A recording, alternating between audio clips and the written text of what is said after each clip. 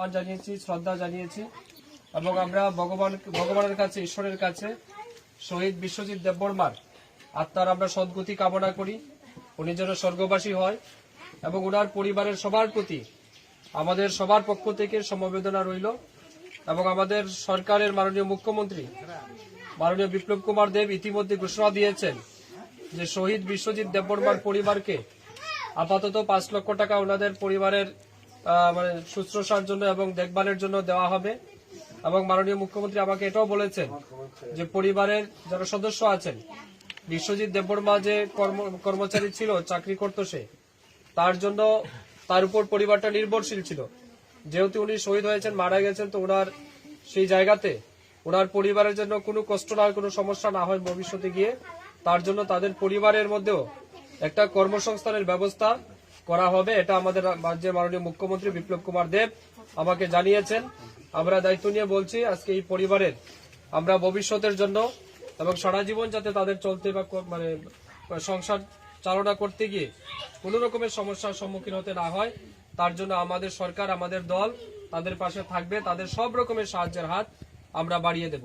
এবং ইতিমধ্যে ওনার যে শ্রাদ্ধ আগামী বৃহস্পতিবার যে শ্রাদ্ধ অনুষ্ঠান হবে, সেই শ্রাদ্ধ অনুষ্ঠানকে উপলক্ষেও আমাদের দলের পক্ষ থেকে ওনাকে বিভিন্নভাবে সাহায্য করা হবে এবং আমি আমার ব্যক্তিগত পক্ষ থেকেও ওনার পরিবারের শ্রাদ্ধ শান্তির জন্য 10,000 টাকা আমি তুলে দেব, যাতে ওনারা শ্রাদ্ধ শান্তি করতে পারেন। তো আমরা সব মিলিয়ে যে ঘটনাটা ঘটেছে সত্যি এটা নিন্দনীয় এবং আমি রাজ্যের মাননীয় মুখ্যমন্ত্রীর কাছে এটাও আবেদন রাখবো যে যারা এই ঘটনার সাথে যুক্ত, যারা এই ঘটনাটা করেছে, তাদের চিহ্নিত করে কঠোর শাস্তি যেন প্রদান করা হয়।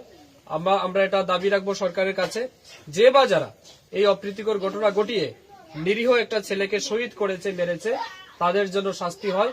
এটা আমরা মাননীয় মুখ্যমন্ত্রীর কাছে দাবি জানাবো। আমাদের দলের পক্ষ থেকেও দাবি থাকবে এবং আমি বিধায়ক হিসেবেও এটা দাবি রাখবো।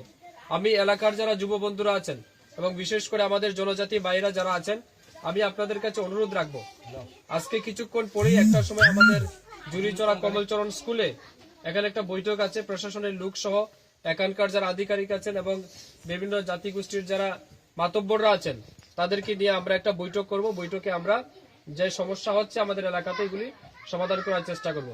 মাথায় রাখবেন, আমাদের যে এই যে জুরিচড়া বা এমরাপাশা, ডেমডুম, কাঞ্চনবাড়ি, রাতাছড়া, সমস্ত জায়গায় গঙ্গানগর, রাধানগর, সাইদাছড়া, ফটিকছড়া, এই সমস্ত এলাকার মানুষ আমরা সবাই এক।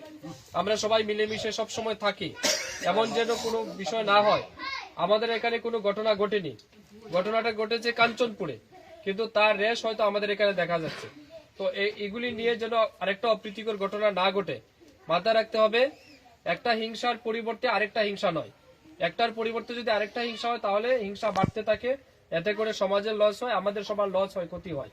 তো আমরা চাইবো আমরা সমাজের দায়িত্ববান লোক হিসাবে যেন কোনোভাবে আমাদের সমাজের মধ্যে যে পাহাড়ি বাঙালিদের মধ্যে ঐক্য আছে, আমাদের মধ্যে যে শান্তি সম্প্রীতি আছে, আমরা একের সাথে যে সম্পর্ক নিয়ে আমরা চলাফেরা করি, এটা যাতে কোনোভাবেই বিনষ্ট না হয়, নষ্ট না হয়, এটা আমাদের সবার দায়িত্ব নিয়ে আমাদের করতে হবে।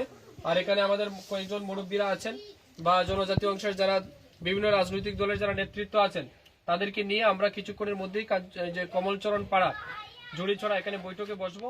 এখানে এসডিএম সাহেবও থাকবেন, পুলিশের